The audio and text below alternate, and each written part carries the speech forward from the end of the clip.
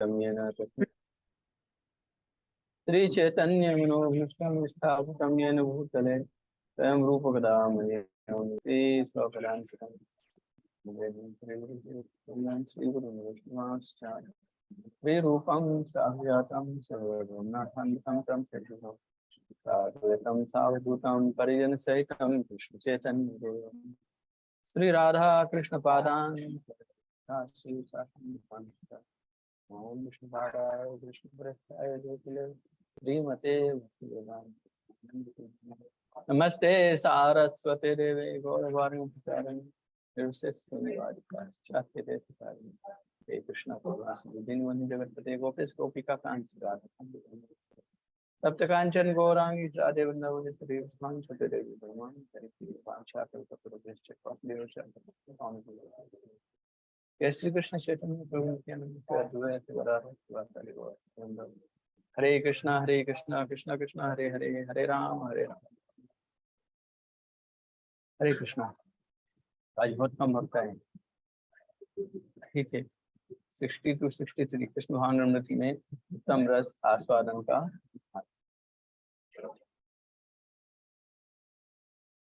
ये टॉपिक है।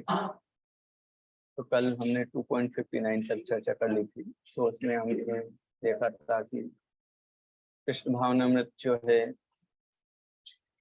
उसमें हमें जो इंद्रियों का कंट्रोल जो है अलग से करने की आवश्यकता नहीं होती, केवल उनको उत्तम रस में लगाना होता। उत्तम रस में लगाने से क्या होता है, इंद्रिय अपने आप कंट्रोल में हो जाती है।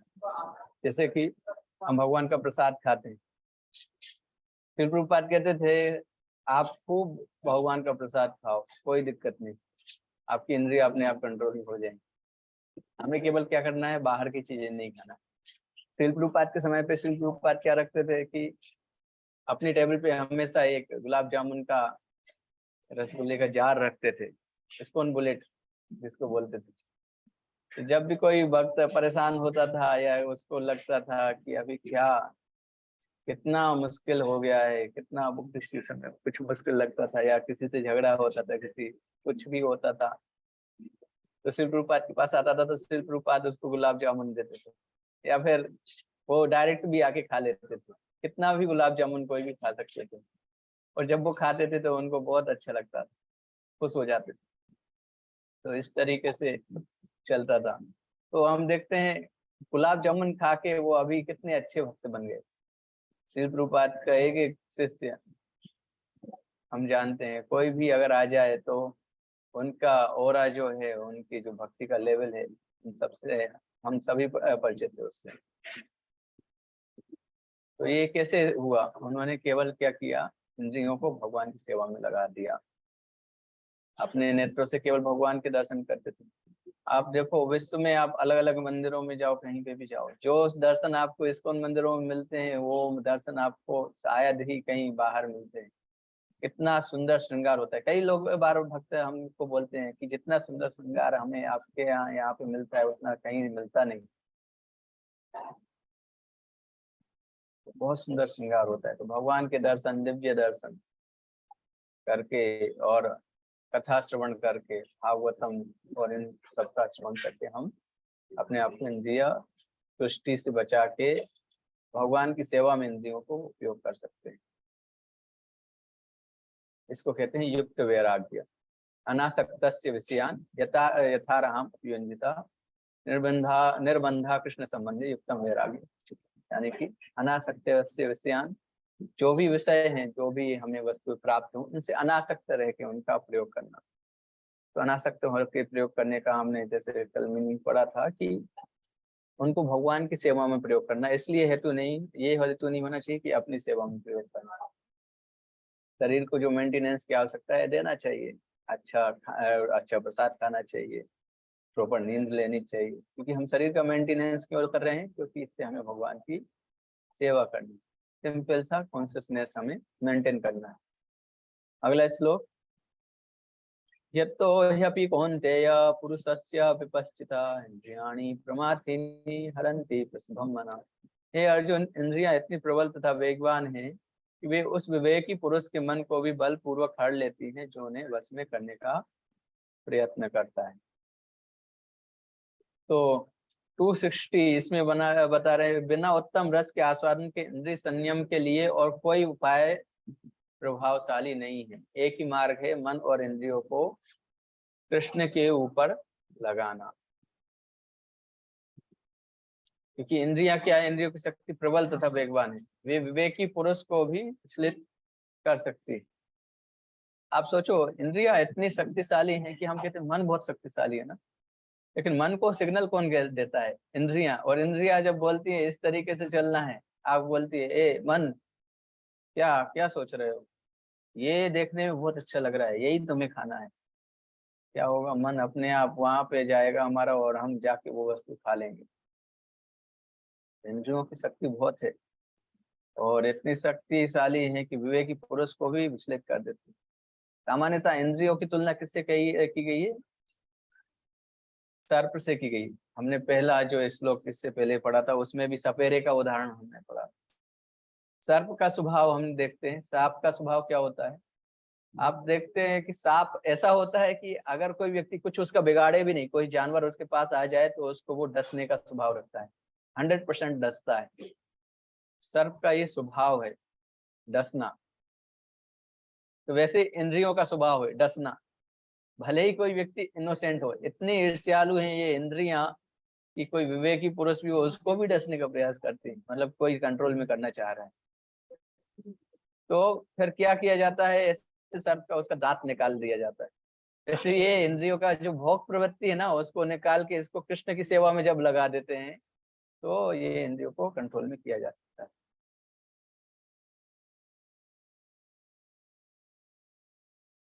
अगले श्लोक।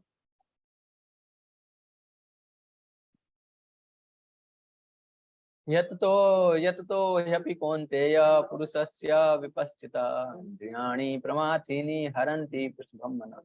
वही बता रहे हैं, हे अर्जुन, इंद्रिया इतनी प्रबल तथा वेगवान है कि वे उस विवेकी पुरुष के मन को भी बलपूर्वक हर लेती हैं जो उन्हें वश में करने का प्रयत्न करता है। इसका उदाहरण क्या है? कि उदाहरण है कौन? वशिष्ठ मुनि, वो सॉरी विश्वामित्र मुनि। विश्वामित्र मुनि कितनी तपस्या कर रहे थे। सबसे पहले कौन आता है? मेनका, फिर रंभा। तो ये अलग अलग उनके सामने आती हैं, अप्सराएं आती है। तो पहले एक से आकर्षित हो जाते हैं, मेनका से आकर्षित हो जाते हैं। जब मेनका आती है तो पायल की छम छम की आवाज जैसे सुनाई देते हैं तो वो मोहित हो जाते हैं। क्या कर रहे थे? अष्टांग योग का अभ्यास कर रहे थे। फिर भी 1000 साल हो गए थे, हजारों साल की तपस्या पूरी उनकी जीरो हो जाती है। लेकिन भक्ति में क्या होता है? अगर कोई भक्ति कर रहा है, भगवान की सेवा ठीक से कर रहा है, तो उसके तपस्या का कभी ह्रास नहीं होता। अगर उसने 10 तक तरक्की कर ली है तो 10 के बाद सीधे 11th क्लास में ही उसको पास जाना है, भले ही उसकी व्यक्ति बीच में फ्रीज हो जाए, बंद हो जाए। तो ये भक्ति का फायदा है। लेकिन इसमें अष्टांग योग में क्या है? सब जीरो हो जाता है। और इतने साल तपस्या, हजारों साल के बाद भी उसको कुछ प्राप्त नहीं हुआ। दूसरी ओर हमने देखा था कि हरिदास ठाकुर हरिदास ठाकुर ने इतने सालों साल तपस्या नहीं की थी, लेकिन फिर भी वो आराम से उस जब वो वेश्या आती है हरिदास ठाकुर के पास, इतनी सुंदर कि पूरे उस समय पे कोई उसके जैसे सुंदर था नहीं। हरिदास ठाकुर को कुछ फर्क नहीं पड़ता। यमुनाचार्य कहते हैं, यदवधि मम चैतः कृष्ण पदार विंदे न रस धाम अन्युजिज्ञतम रंतुमासीत तद्वधि बत नारी संगमे स्मर्यमाने भवति मुख विकार सुष्टु निष्ठिवनम च। अर्थात जब से उनका मन कृष्ण के चरणारविंदों की सेवा में लग गया है, तब से क्या होता है? वो नित्य नवरस दिव्य रस का नव मतलब नए दिव्य रस का अनुभव करते हैं। और तब से स्त्री प्रसंग का विचार आते ही क्या होता है? उनका मन उधर से फिर जाता है और उस पे विचार पे थू थू करते हैं। क्यों? क्योंकि कृष्ण का रस है ही ऐसा। कल एक वक्त मुझसे पूछ रहे थे कि प्रभु जी, कृष्ण का जो नाम है उसमें ऐसी कौन सी पावर है कि वो इतना अच्छा लगता है कि हम पूरी जॉब के बाद जब मंदिर में आते तो मन को तसल्ली मिल जाती। घर पे जाके वो तसल्ली नहीं मिलती, लेकिन कीर्तन में बैठ के वो तसल्ली मिलती है। तो मैंने बोला कि आपका जो प्रश्न है वो ठीक है, बहुत अच्छा है, क्योंकि कृष्ण का जो नाम है और कृष्ण में कोई अंतर नहीं। तो जब हम कृष्ण का नाम लेते तो कृष्ण स्वयं वहां विद्यमान है, और कृष्ण आनंद के स्रोत हैं, सारी ऊर्जा के स्रोत है, सारे ऑस्पिशियसनेस जितनी भी शुभ वस्तु है उसके स्रोत कृष्ण है। तो जब आप कृष्ण का नाम सुनते हैं तो वो सारी चीजें आपको अपने आप प्राप्त हो जाती हैं। इसलिए क्या कहते हैं जो हमारे रूप गोस्वामी है, वो बोलते हैं कि भगवान आपका नाम इतना सुंदर है कि उसको सुनने के लिए मुझे हजारों कान चाहिए, करोड़ों कान चाहिए। और ये एक एक जो कृष्ण के दो वर्ण हैं केवल कृष्ण, ये इतना अमृत करते हैं उसको कोई गणना नहीं कर सकता। नो जाने क्रियते अमृते कृष्णेति वर्णम द्वयी। श्लोक ऐसे, टुंडे तांडव वितनुते टुंडावली लब्धे कर्ण क्रोध कदम नहीं घटते कर्णावली चेते प्रांगण संग नहीं घटते सर्वेन्द्रियाणाम कृतिम नो जाने क्रियते अमृते कृष्णेति वर्णम द्वयी। तो इतना ये अमृत का पान कराने वाले हैं केवल एक कृष्ण का नाम। तो जो अगर हम कृष्ण का एक एक नाम ध्यान पूर्वक सुने तो वो कितना अमृत हमें पान करा सकता है। फिर उसके बाद 61 में यहाँ पे भक्ति और शुष्क वैराग्य का अंतर भी श्री रूपाद बताते हैं। स्थिर बुद्धि की परिभाषा, स्थिर बुद्धि की परिभाषा ये है जिसने इंद्रियों को संयमित करके अपने वश में रखा है। और ये कैसे संभव है? जब वो मन को किस में लगाता है? कृष्ण में लगाता है। जब मन कृष्ण में होगा तो कृष्ण को संतुष्ट करने से रिलेटेड ही हमारे मन में विचार आएंगे, नहीं तो क्या होगा, इधर उधर के विचार आएंगे। इसका बहुत अच्छा उदाहरण है परीक्षित, सॉरी क्या नाम है, अम्बरीश महाराज। श्लोक पहले पढ़ लेते हैं। तानि सर्वाणि संयम्य युक्त आसीत मत्परा वसे ही यस्येन्द्रिया नहीं तस्य प्रज्ञा प्रतिष्ठिता। जो इंद्रियों को पूर्णतया वश में रखते हुए इंद्रिय संयमन करता है और अपनी चेतना को मुझ में स्थिर कर देता है वह मनुष्य स्थिर बुद्धि कहलाता है। तो इस पर सीधी सी परिभाषा है, जैसा कि हमने पहले सुना था इसके कि कोई व्यक्ति अगर अपनी पूरी इंद्रियों को भगवान की सेवा में लगाता है तो इंद्रियों को वो कंट्रोल कर सकता है युक्त वैरागी की परिभाषा से। अब उसका उदाहरण कौन है? अम्बरीश महाराज। अम्बरीश महाराज क्या करते थे? देखो यहाँ पे उनकी पूरी दिनचर्या लिखी। सावे मन कृष्ण परारविंदयोर वचांसि वैकुंठ गुणानुवर्णने करोर हरेर मंदिर मार्जनादि सुस्तिम चकाराच्युत सत्कथोदये मुकुंद लिंगालय दर्शने दृशो तद्भृत्य गात्र स्पर्शे संगमम ध्यानम चा तत्पाद सरोज सौरभे श्रीमत्तुलस्या रत्नाम तदार्पते पादौ हरे क्षेत्र पदानुसर्पणे शिरो ऋषिकेश पदाभिवंदने कामं च दास्ये नातु काम काम्यया यथोत्तम श्लोक जनाश्रया रतिः। राजा अम्बरीश क्या करते थे? उन्होंने अपने मन को भगवान श्री कृष्ण के चरणारविंद पर स्थिर कर दिया था। चरणारविंद मतलब कि लोटस फीट। भगवान के जो चरण हैं बहुत ही सुंदर हैं और उन्होंने अपने मन को भगवान के लोटस फीट पे केंद्रित कर दिया था।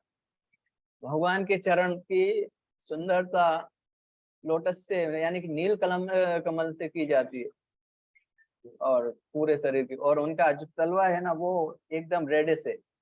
तो कमल के जैसे रेडिश, रेड कमल के जैसे उनके चरण है, ऊपर से उनका नील कमल है। तो रेड कमल और नील कमल का संगम जैसा है, और उनके नख एकदम चमकते हुए नख। तो ऐसे सुंदर भगवान के चरणों पे उन्होंने अपना ध्यान स्थिर कर दिया। अपनी वाणी भगवान के धाम की चर्चा करने में लगा दी। तो आपको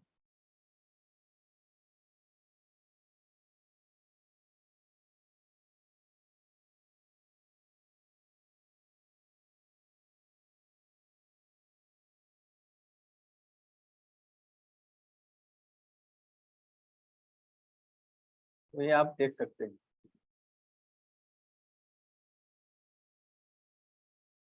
ये ब्लू लोटस से कितना सुंदर होता है। इसकी एक एक पंखुड़ी इस तरीके से भगवान का इससे भी सुंदर कलर में देखने को मिलता है। तो ये भगवान की सुंदर चरण, और इसमें आप सोचो दूसरी तरफ क्या है, रेडिस, और वो भी चमक रहा है मणि की जैसे दे दी थी मान। तो उसमें उन्होंने अपने मन को स्थिर कर दिया, और अपनी वाणी से क्या करते थे, भगवान के धाम की चर्चा करते थे। कृष्णा बुक की चर्चा हम कर सकते हैं, इसमें कितने सुंदर सुंदर भगवान की लीलाएं। यहाँ तक कि एक जो लिटिल कृष्णा सीरियल है उसको तो देखने पे ऐसा लगता है कि एपिसोड चलते जाए चलते जाए। भगवान की लीलाएं हैं इतनी मधुर कि सारी चीजें सब एक साइड हो जाती है। अपने कानों को भगवान की लीलाओं को सुनने में लगा दिया, हाथों से क्या करते थे, मंदिर की सफाई करते हैं। तो ऐसा कहते हैं जब हम मंदिर मार्जन करते हैं तो रियल में मंदिर मार्जन तो हो रहा होता है, लेकिन हमारा वास्तव में हृदय मार्जन हो रहा होता है। तो अगर कोई चाहते हैं कि उनका हृदय अच्छे से साफ हो जाए तो उनको मंदिर मार्जन करना चाहिए। जब मंदिर मार्जन की सेवा होती है तो जाना चाहिए मंदिर और उसमें भाग लेना चाहिए। और आंखों को क्या, भगवान का स्वरूप दर्शन उन्होंने लगा दिया। तो हमारे मोबाइल में भी ढेर सारे दर्शन आते हैं, तो वो भी हमें देखना चाहिए। भगवान मंदिर आके जाके भगवान के दर्शन करना चाहिए। मोबाइल में हमें मूवीज नहीं देखना चाहिए, भगवान को देखना चाहिए। और शरीर को भक्तों का स्पर्श करने में अपनी नाक को भगवान के लोटस फीट पे जो फूल चढ़ाए जाते हैं उनको सूंघने में लगा दिया। और जीभ से क्या करते थे, वो तुलसी दल खाते थे, वो भगवान का प्रसाद खाते थे। और भाव से क्या करते थे, वो उन इस तीर्थ स्थानों की यात्रा करते थे और सिर से भगवान को नमस्कार करते। तो अभी देखो ये जितनी भी प्रक्रियाएं हैं, अगर आप मंदिर जाते हैं, टेम्पल जाते हैं दिल्ली, तो ये सारी चीजें हो जाती है। क्योंकि भगवान का जो विग्रह अवतार है ना, विग्रह अवतार, उसमें भगवान में कोई अंतर नहीं है। तो साक्षात भगवान वहां पे विराजमान, साक्षात भगवान के दर्शन आपको वहां पे।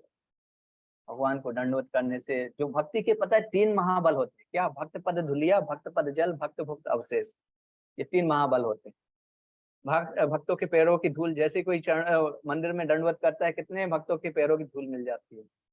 भक्त पद जल भी मिल जाता है, सामान्यतः इस्कॉन मंदिर में मिल जाता है, क्योंकि जनरली जब उसमें हम आरती के बाद जल छिड़कते हैं तो उसमें कई भक्तों के चरण धूल मिल जाती है। तो भक्त पद जल भी मिल जाता है कई बार।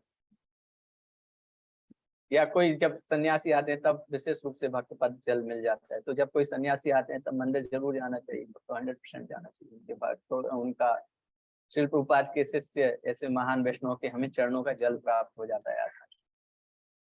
भक्त भुक्त अवशेष, और भगवान के जो भक्तों ने जो खाया है उसका उच्चिष्ट हमें प्राप्त हो जाता है। अभी उच्चिष्ट प्राप्त करने के ऊपर एक बहुत अच्छा वृत्तांत है, उसके ऊपर हम कल चर्चा करेंगे। तो इसको, यह मत परा का उदाहरण, मत पर के उदाहरण, सर्वश्रेष्ठ उदाहरण अम्बरीश महाराज, इन्होंने पूरा जीवन अपना भगवान की सेवा में समर्पित कर दिया।